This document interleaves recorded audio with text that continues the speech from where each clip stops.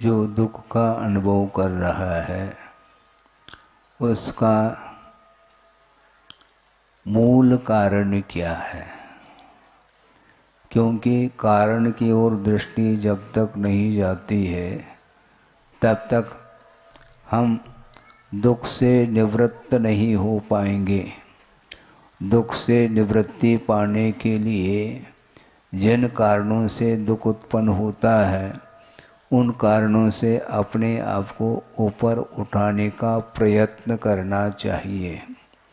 और संसारी प्राणी दुख से तो डरता है किंतु कारणों से उसको डर नहीं है। हाँ,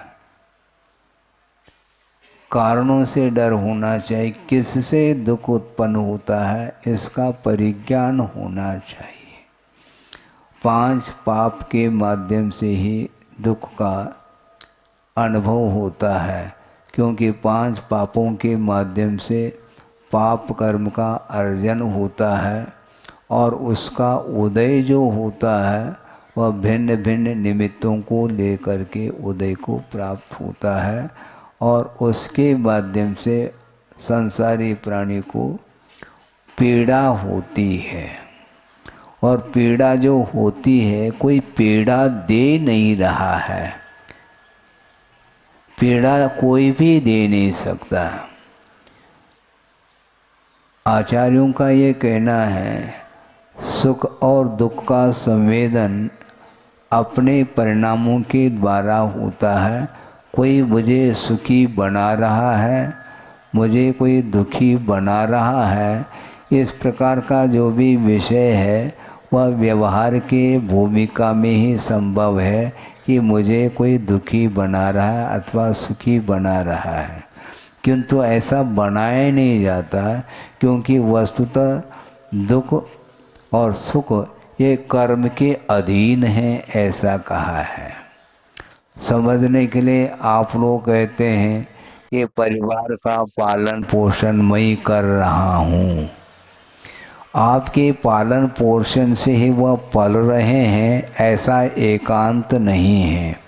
उसका यदि पाप कर्म का उदय आ जाए तो आप पालन नहीं कर पाओगे।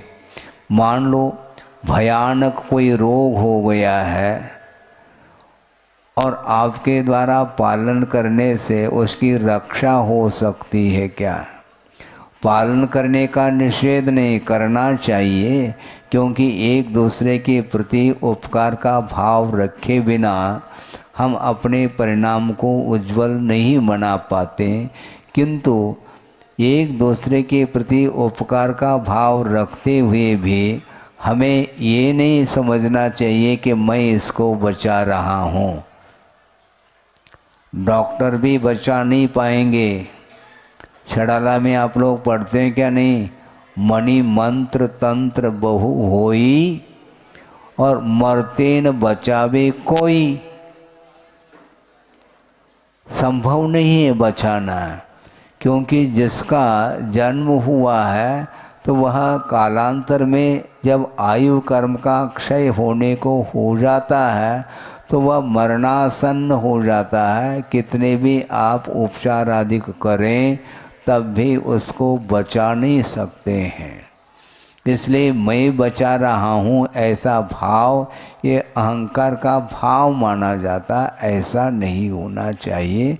क्योंकि जिसका पुण्य कर्म का तीव्र उदय आया है तो आपके नहीं बचाने पर भी उसकी रक्षा हो रही है, क्योंकि देव लोग आकर के भी उसकी रक्षा कर सकते हैं।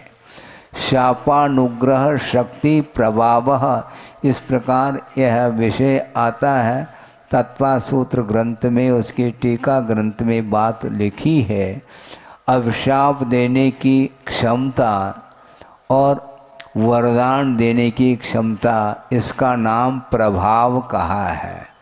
तो यहाँ पर मनुष्य पर्याय में कोई व्यक्ति जी रहा है और उसका कोई कर्म का उदय आ सकता है, उपसर्ग आदि हो सकते हैं। उनको दूर करने के लिए वहाँ से देवगण आकर के उसकी रक्षा कर सकते हैं।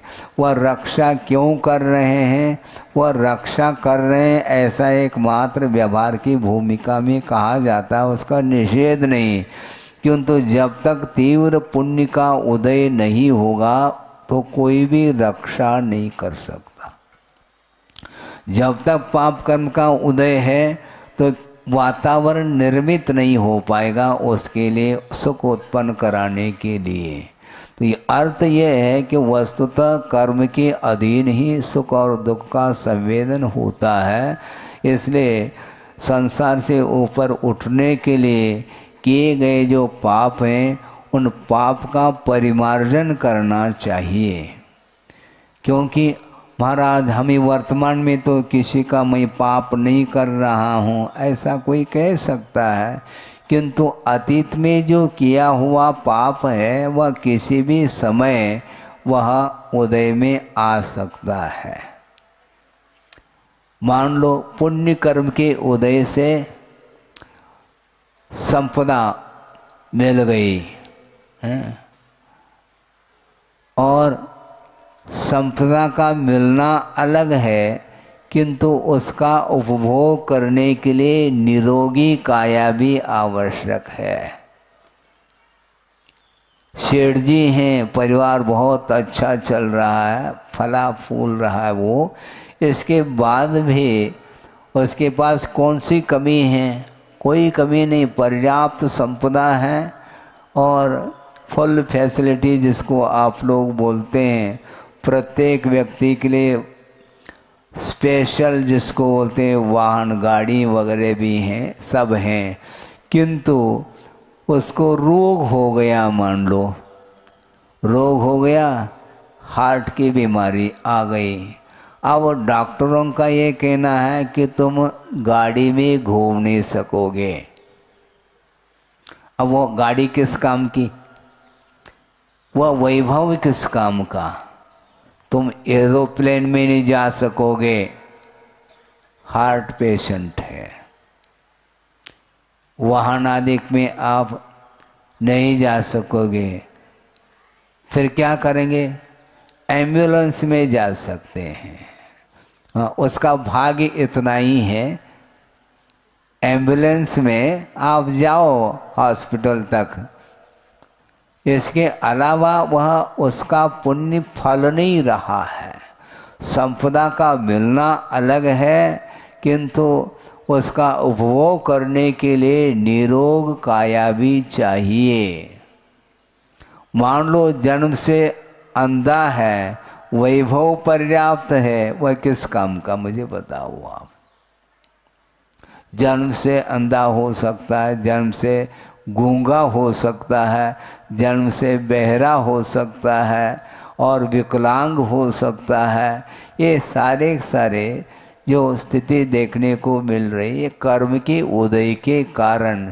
किंतु कुछ ऐसा पुण्य का उदय रह सकता है कि उसकी सेवा शुश्रूषा करने के लिए परिवार के लोग लगे हुए हैं, इतना ही उसका पुण्य है।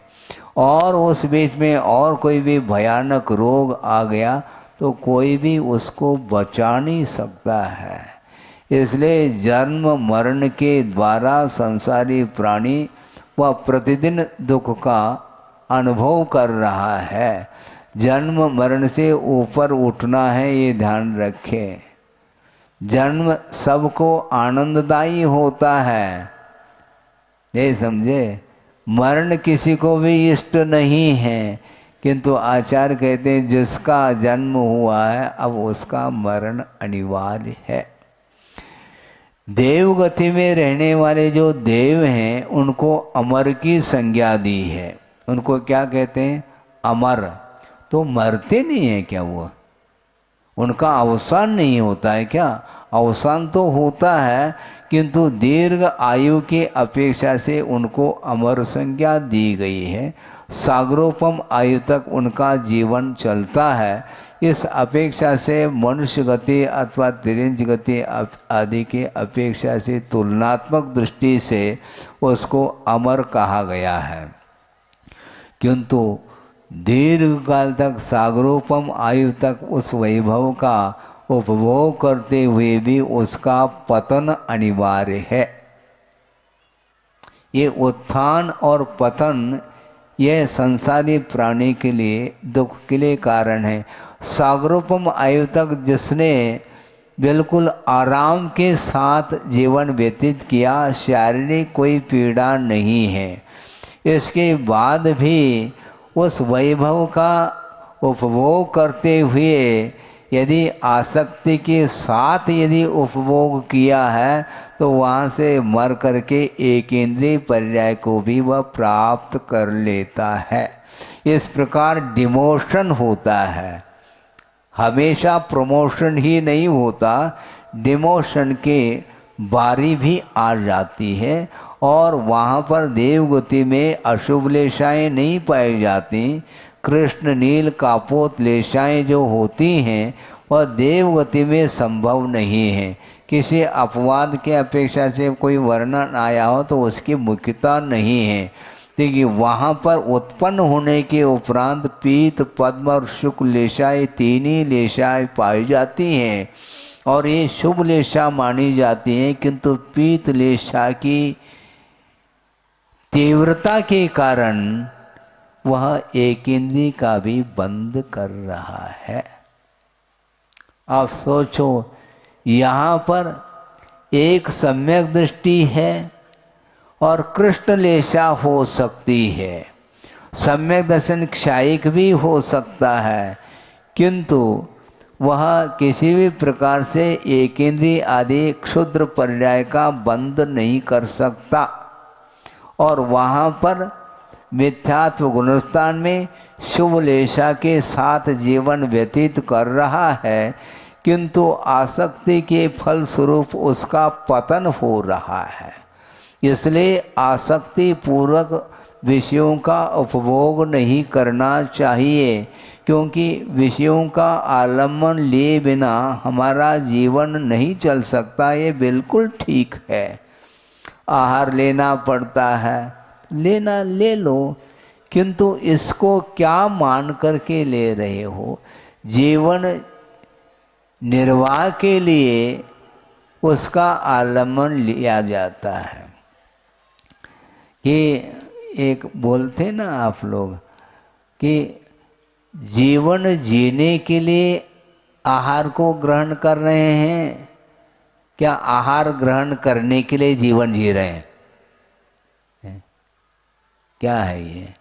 जीवन जीने के लिए आहार की आवश्यकता है, लें आप, किंतु उसमें राग की मात्रा यदि ध्यान नहीं है तो आप भले ही अल्प मात्रा में ले लो, इससे कोई प्रयोजन नहीं, किंतु आसक्ति पूर्वक यदि ग्रहण किया जाता है तो उसके माध्यम से राग की अति होने के कारण वह ऐसे ऐसे पाप कर्म का बंद कर लेता है, उसको नियामक रूप से भोगना ही पड़ता है, उसमें परिवर्तन संभव नहीं है।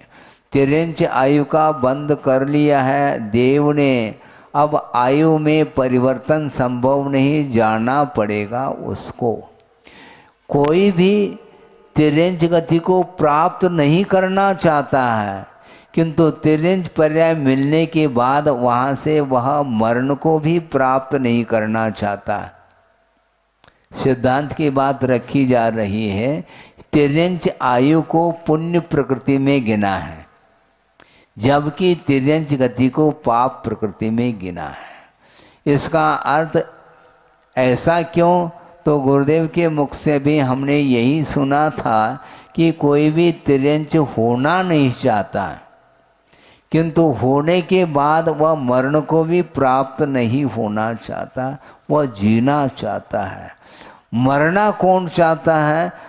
नरक गति में जो नारकी हैं वे प्रति समय वह मरण की इच्छा उसके अंदर हो रही है, क्योंकि अत्यधिक मात्रा में वेदना यदि होती है अन्य गतियों की अपेक्षा से, तो सबसे अधिक वेदना तो नरक गति में होती है।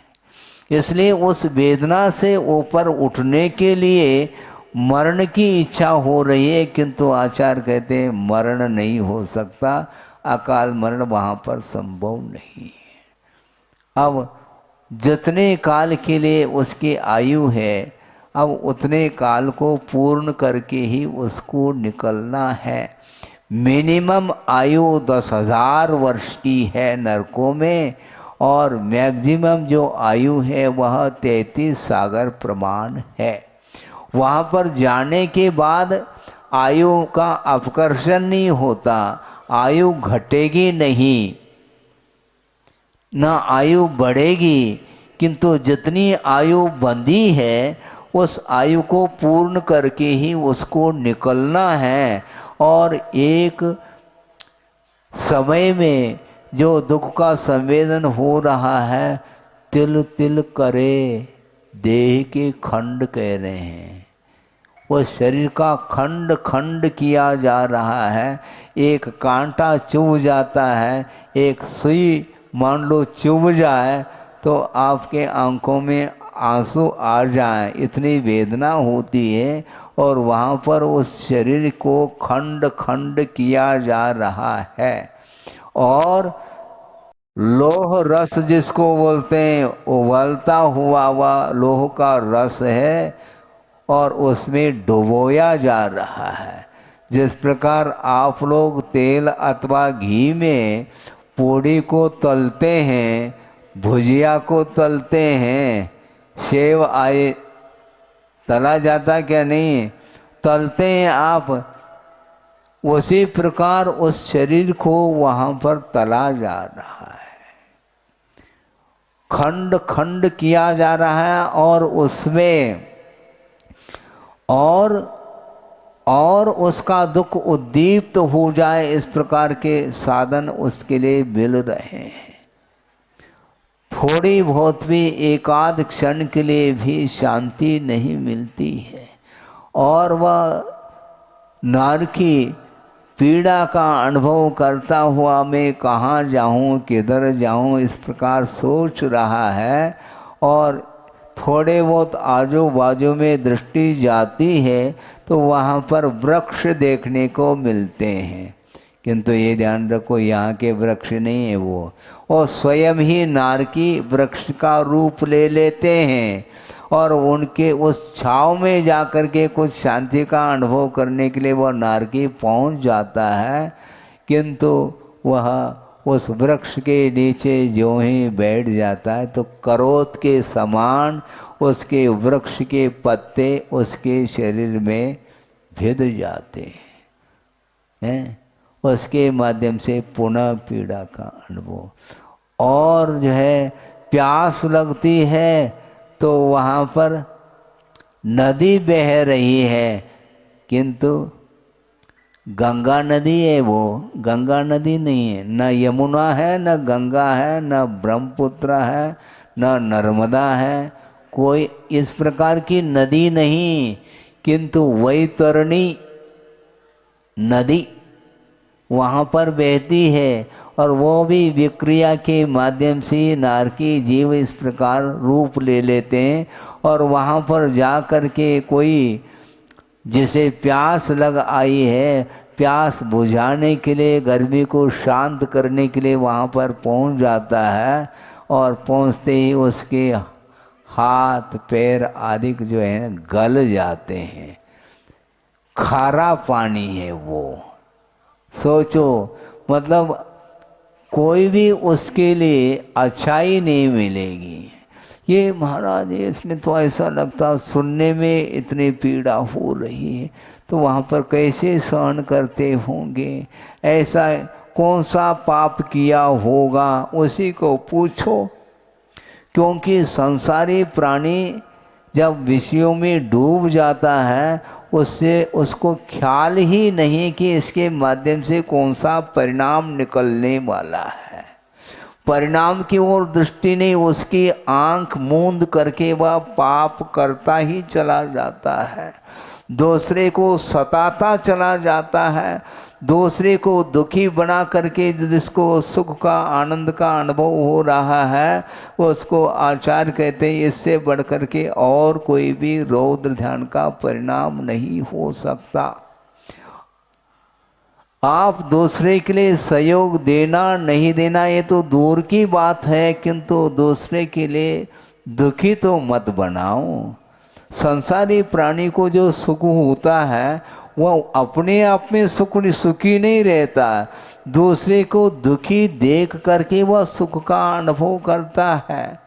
वैसे देखा जाए चाहे वह शेठजी हो मतलब अरबपति हो अथवा आज मजदूरी करके कोई जीवन यापन करने वाला सामान्य व्यक्ति भी क्यों न हो, भोजन करने की अपेक्षा से पावर आटा ही चाहिए उसको। ऐसा थोड़ी है कि जो अरबपति हो बोरी के बोरी गेहूँ उसको लग जाता है एक दिन, वैसा कुछ है क्या? नहीं, वो अरबपति है। हाँ, कितना खाते हैं वो, पानी कितना पीते हैं, उसके लिए भी जग भर पानी चाहिए। जग का पानी नहीं चाहिए। जग अर्थात संसार पूरा विश्व होता है और जग अर्थात ये जग होता है। जग में पानी रख लिया बस उतना पर्याप्त है। घड़ों घड़ों से पानी पिएगा क्या? वो हाथी के लिए आवश्यक है, तुम हाथी तो हो नहीं।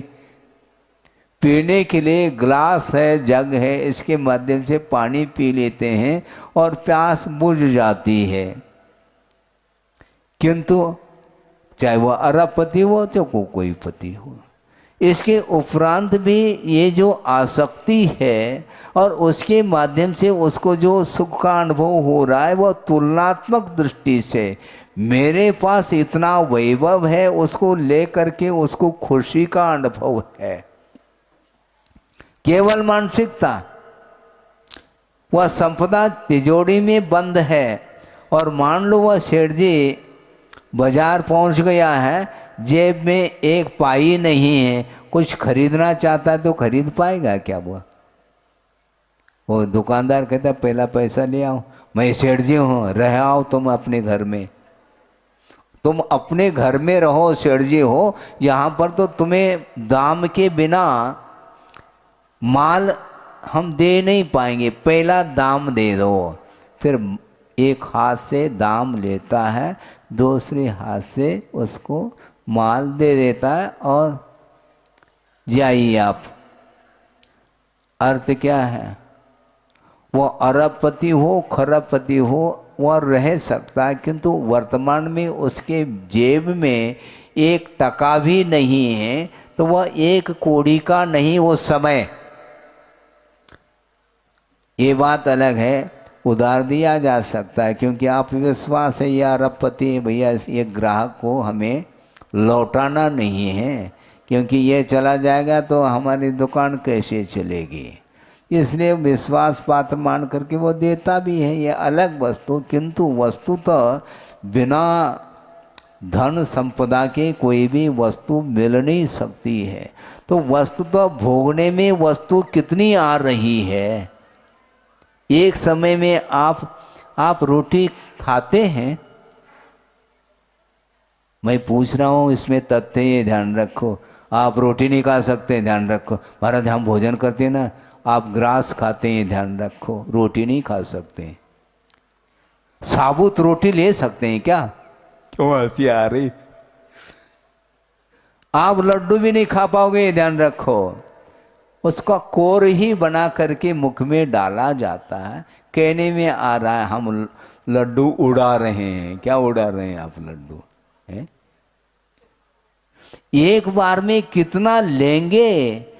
एक बार में तो कोर ही लिया जाता है, इससे ज्यादा मुख में गुंजाइश नहीं है। हाथी हो तो बात अलग है, साबुत रोटी एक क्यों कई खा सकता है, वो ले सकता है। उसको गुड़ खिलाते हैं 1-1 किलो 2-2 किलो एक साथ है। उसका मुख अलग है, आपका मुख अलग है, तो गुंजाइश के अनुरूप ही लिया जाता है। इसलिए आप एक बार में जो भोजन करते हैं तो लिमिटेशन है उसमें, अनुपात से ही भोजन किया जा सकता। आसक्ति अधिक हो सकती है, ये बात अलग है, वह तृष्णा कहलाई।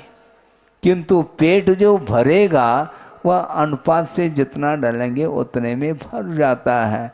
छोटा सा बालक है तो उसका पेट भी छोटा है? और आपका बड़ा है तो कितना बड़ा है वो, उसमें भी कुछ गुंजाइश, जितना है उतना ही गुंजाइश। लेकिन वह जीवन भर का सोच रहा है और उसके पूर्ति करने के लिए वह लगा हुआ है, और जीवन का कोई भरोसा नहीं है, किंतु वह कमाने में पूरा का पूरा जीवन लगा रहा है। सेठ जी थे, उन्होंने मुनीब साहब को पूछा, क्यों काफ़ी दिन से दुकान चल रही है, कुछ आपने अभी तक जो कमाई हुई है, इनकम जो हुआ है, कहाँ तक राशि पहुँच गई? सेठ जी, राशि बहुत लंबी चौड़ी पहुँच गई। कितनी? इस संपदा के द्वारा तुम्हारी 21 पीढ़ी भी, हाँ, बिना कमाए आराम के साथ उनका जीवन चल सकता है, इतनी संपदा एकत्रित हुई है। अच्छा, लेकिन 22वीं पीढ़ी, हाँ, उसकी चिंता होने लगी। एक पीढ़ी तो वो पूरा जीवन उसका तो वृद्ध हो चुका है, वह सेठ, इसके उपरांत उसको जाना है कुछ ही महीनों में, कुछ ही सालों में। इसके उपरांत 21 पीढ़ी बिना दुकान चलाए, बिना व्यापार किए, आराम के साथ बैठ करके वह 21 पीढ़ी तक संपदा का उपभोग वह कर सकते हैं। इसके उपरांत भी 22वीं पीढ़ी की बात आ रही है, और चिंतित है वो।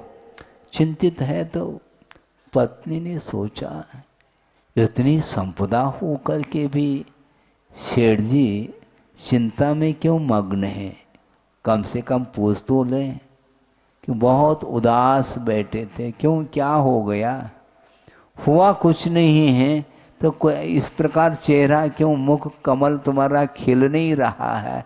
बात क्या हो गई? बात कुछ नहीं है कि 21वीं पीढ़ी तक ही संपदा अपने पास है, 22वीं की पीढ़ी की हमें चिंता हो रही है।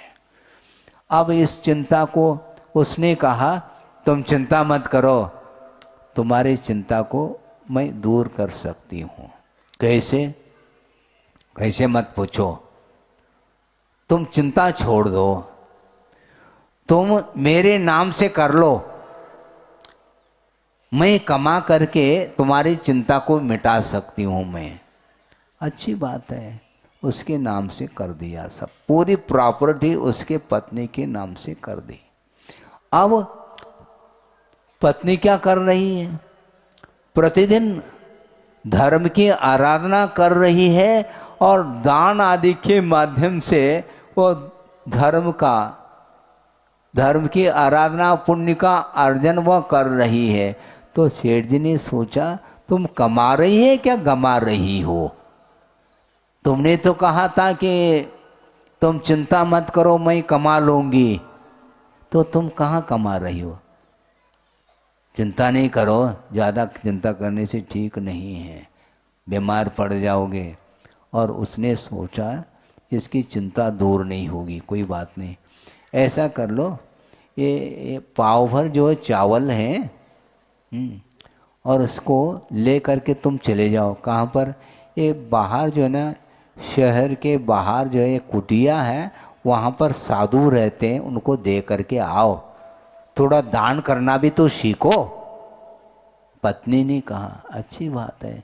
वो पाव भर चावल ले करके गया, और वहाँ पर साधु जी बैठे थे कुटिया में, जा करके कहा, बाबा जी चावल ले करके आया हूँ, आप ले लो और अपने भूख को शांत कर लो। साधु जी ने कहा कि सेठ जी, मुझे चावल की आवश्यकता इसलिए नहीं है, अभी अभी मैं भोजन करके बैठा हूं और कल की मुझे कोई चिंता नहीं है। मुझे कल की चिंता नहीं है और शाम के लिए भी कुछ बचा हुआ है, इसलिए शाम को खा करके हम शांति के साथ सुख की नींद हम ले रहे हैं। हमें आपके चावलों की कोई आवश्यकता नहीं। वापस लौटा दिया है। लौट करके आ गया और फिर पत्नी ने पूछा, क्यों, क्या बात हो गई? चावल क्या तुमने खा लिया क्या? नहीं, कहाँ खाया हूँ, डिब्बे में वापस ले करके आया हूँ। क्यों? उन्होंने कहा वो बाबा जी ऐसे थे कि सही मायने में वही बाबा जी हैं। हम तो बब्बा बन गए हैं लेकिन बाबा जी नहीं बन पाए। हम वृद्ध 80 साल के हो गए हैं, इसके उपरांत में हमारे जीवन में बाबा जी बनने का सौभाग्य नहीं बना, हम बब्बा तो बन गए। क्यों, क्या बात है? उन्होंने ये कहा कि हमें कोई आवश्यकता नहीं, हम भोजन करके हम प्रभु के भजन करने में हम लग गए, हमें कल की चिंता मुझे आज नहीं है। तो बात समझ में आ रही क्या नहीं? पत्नी ने कहा हमें बात समझ में आ गई। हमने सोचा था कि हमें कौन समझाने वाला, उपदेश देने वाला कोई मिल नहीं रहा था और तुमसे मुझे उपदेश मिल गया। अब उसको वैराग्य होने लगा। अर्थ ये है कि जब तक आसक्ति समाप्त नहीं होती और वैराग्य के लिए कोई निमित्त जब तक नहीं मिलते हैं, तब तक वह उसी में रमता चला जाता है। कब से आ रहा हूँ मैं, कहाँ मुझे जाना है, इसका कोई भी किसी को ख्याल ही नहीं। कितने बार उपदेश सुने होंगे, इसका कोई स्मरण है क्या? नहीं है। अतीत अनंत काल में कई बार गुरुओं का समागम हुआ होगा, उपदेश आदि सुन लिए होंगे, किंतु उस उपदेश का कोई भी संस्कार नहीं रह पाता। संस्कार समाप्त हो जाते हैं। कल भी उपदेश सुनाया था, फिर आज फिर बैठ गए। तो जिस प्रकार भोजन करते हैं, आज कर लिया, शाम को फिर बैठ जाते हैं, शाम को कर लिया, कल फिर बैठेंगे।